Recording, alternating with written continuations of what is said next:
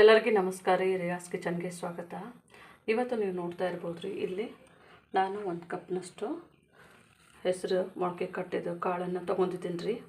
ಈ ಒಂದು ಹೆಸರು ಮೊಳಕೆ ಕಾಳಿನಲ್ಲಿ ನೋಡಿರಿ, ಇವತ್ತೊಂದು ಗಸಿ ಮಾಡಿ ತೋರಿಸ್ತಾ ಇದ್ದೀನಿ.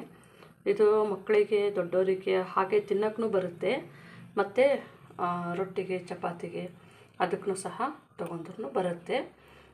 ಒಂದು ಟೇಸ್ಟ್ ಆದಂಥ ಒಂದು ಹೆಸರು ಕಾಳಿಂದು ಗಸಿ ಅಂಥೇಳಿ ಅನ್ಬೋದು ರೀ.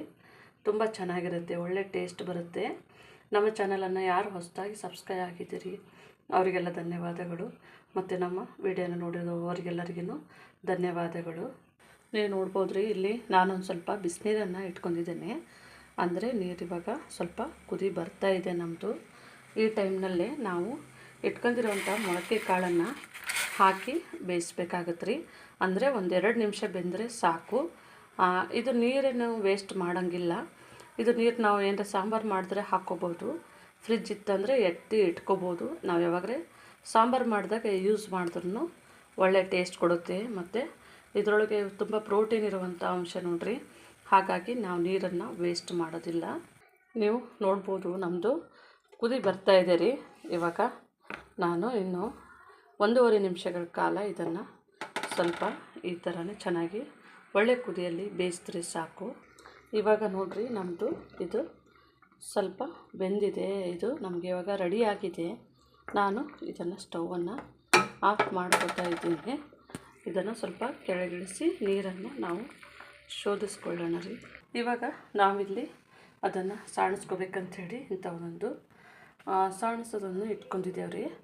ಇವಾಗ ನಾವು ಇದಕ್ಕೇ ನಾವು ಆಫ್ ಮಾಡಿ ಇಟ್ಕೊಂಡಿದ್ದೇವೆ ನೋಡಿರಿ, ಅದನ್ನು ಇದರೊಳಗೇ ಎಲ್ಲವನ್ನು ತೆಗೆದು ಇಟ್ಕೊಳ್ಳೋಣ. ಇವಾಗ ನಮ್ಮದು ರೆಡಿ ಆಗಿದೆ ಇದು. ಈಗ ನೋಡ್ಬೋದು ರೀ, ನಾನಿಲ್ಲಿ 1 ಟೇಬಲ್ ಸ್ಪೂನು, ದೊಡ್ಡ ಟೇಬಲ್ ಸ್ಪೂನಲ್ಲಿ 1 ಟೇಬಲ್ ಸ್ಪೂನು ಆಯಿಲನ್ನು ಹಾಕ್ಕೊಂಡಿದ್ದೇನೆ. ಇದು ಸ್ವಲ್ಪನೇ ಬಿಸಿ ಆಗ್ತಾ ಇದ್ದ ಹಾಗೆಯೇ ಇದಕ್ಕೆ ನಾವು 1 ದೊಡ್ಡ ಸೈಜ್ ಈರುಳ್ಳಿಯನ್ನು ಕಟ್ ಮಾಡಿ ಇಟ್ಕೊಂಡಿದ್ದೆವು. ಇದನ್ನು ಇದರೊಳಗೆ ಶಾಲೋ ಫ್ರೈ ಮಾಡ್ಕೋಬೇಕು.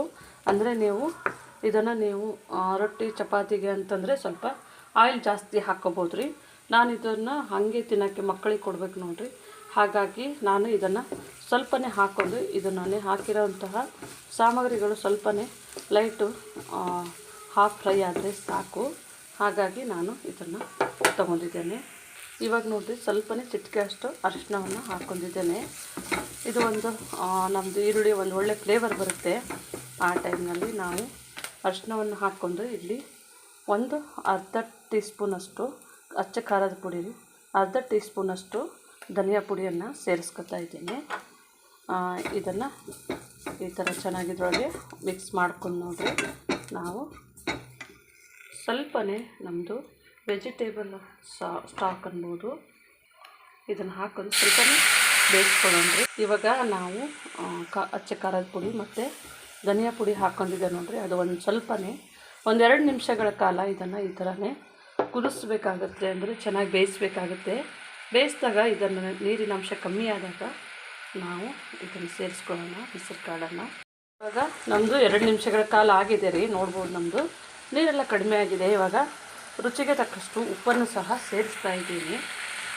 ಉಪ್ಪನ್ನು ಸೇರಿಸಿ ಚೆನ್ನಾಗಿ ಮಿಕ್ಸ್ ಮಾಡಿಬಿಟ್ಟು ಇವಾಗ ಇದಕ್ಕೆ ನೋಡಿರಿ, ನಾವು ಬೇಯಿಸ್ಕೊಂಡಿರುವಂಥ ಕಾಳನ್ನು ಸಹ ಸೇರಿಸ್ತಾ ಇದ್ದೀನಿ. ಇವಾಗ ಚೆನ್ನಾಗಿ ಮಿಕ್ಸ್ ಮಾಡೋಣ್ರಿ. ಅಂದರೆ ತುಂಬ ಖಾರನೂ ಆಗಲಿಲ್ಲ ನಮ್ಮದು ಇದು. ಹಾಗೆ ತಿನ್ನೋಕ್ಕೆ ಪಲ್ಯ ಮಾಡ್ಕೋಬೇಕಾದ್ರೆ ಖಾರ ಮತ್ತು ಧನಿಯಾ ಪುಡಿ ಸ್ವಲ್ಪ ಜಾಸ್ತಿ ಹಾಕ್ಕೊಂಡ್ರೂ ಆಗುತ್ತೆ. ಇದನ್ನು 1 ನಿಮಿಷಗಳ ಕಾಲ ಇದನ್ನು ಚೆನ್ನಾಗಿ ಹೊಂದ್ಕೊಳ್ಳುವಂತೆ ನಾವು ಮಿಕ್ಸ್ ಮಾಡಿ ಸ್ವಲ್ಪ ಬೇಯಿಸ್ಬೇಕಾಗುತ್ತೆ ರೀ. ಈಗ ನಮ್ಮದು ಹೆಸರು ಕಾಳಿಂದು ಗಸಿ ನೋಡಿರಿ, ನೀರೆಲ್ಲ ಚೆನ್ನಾಗಿ ಹೋಗಿದೆ. ಅಂದರೆ ನೀರೇನೂ ಇಲ್ಲ. ಈ ಟೈಮ್ನಲ್ಲೇ ನಾವು ಅರ್ಧದಷ್ಟು ಕೊಕೊನಟ್ ತುರಿ, ಅಂದರೆ ತೆಂಗಿನಕಾಯಿ ತುರಿಯನ್ನು ತೊಗೊಂಡಿದ್ದೇವೆ ರೀ. ಇವಾಗ 1 ಬೌಲಷ್ಟು ನಾವು ಇದು ತೊಗೋತೀವಿ, ಹೆಸರು ಕಾಳು ತೊಗೋತೀವಿ ನೋಡಿರಿ. ಅರ್ಧ ಬೌಲಷ್ಟು ಇದನ್ನು ತೆಂಗಿನಕಾಯಿ ತುರಿಯನ್ನು ತೊಗೊಂಡು ಈ ಥರನೇ ಚೆನ್ನಾಗಿ ಮಿಕ್ಸ್ ಮಾಡಬೇಕು ರೀ. ಅಂದರೆ ಸಾಯಂಕಾಲ ಸ್ನ್ಯಾಕ್ಸ್ ಥರನೂ ಮಾಡ್ಕೋಬೋದು ಮತ್ತು ಪಲ್ಯ ಥರನೂ ಮಾಡ್ಕೋಬೋದು. ತುಂಬ ಒಂದು ಟೇಸ್ಟ್ ಆದಂಥ ಒಂದು ಹೆಸರು ಕಾಳಿಂದು ಗಸಿ ಅನ್ಬೋದು. ಇವಾಗ ನಮ್ಮದು ಹೆಸರು ಕಾಳಿಂದು ಗಸಿ ರೆಡಿಯಾಗಿದೆ ರೀ. ತುಂಬ ಟೇಸ್ಟ್ ಆಗಿರುತ್ತೆ. ಒಂದು ಸರ್ತಿ ಟ್ರೈ ಮಾಡಿ ನೋಡಿರಿ. ಸಾಯಂಕಾಲ ಸ್ನ್ಯಾಕ್ಸಿಗೆ ಅದರ ಊಟಕ್ಕೂ ಚೆನ್ನಾಗಿರುತ್ತೆ. ಕೊನೆಯದಾಗಿ ಸ್ವಲ್ಪನೇ ಕೊತ್ತಂಬರಿ ಸೊಪ್ಪನ್ನು ಹಾಕ್ತಾಯಿದ್ದೀನಿ. ನಾನಿವಾಗ ರೆಡಿ ಆಗಿದ್ದರೆ ಸ್ಟವನ್ನು ಆಫ್ ಮಾಡ್ಕೊತಾ ಇದ್ದೀನಿ. ನೀವು ಮನೆಯಲ್ಲೂ ಇದೇ ಥರನೇ ಮಾಡಿ ನಮ್ಮ ಚಾನಲನ್ನು ಸಬ್ಸ್ಕ್ರೈಬ್ ಮಾಡಿ, ಲೈಕ್ ಮಾಡಿ, ಶೇರ್ ಮಾಡಿ. ನಮ್ಮ ವಿಡಿಯೋನ ನೋಡಿದ್ದಕ್ಕಾಗಿ ಧನ್ಯವಾದಗಳು.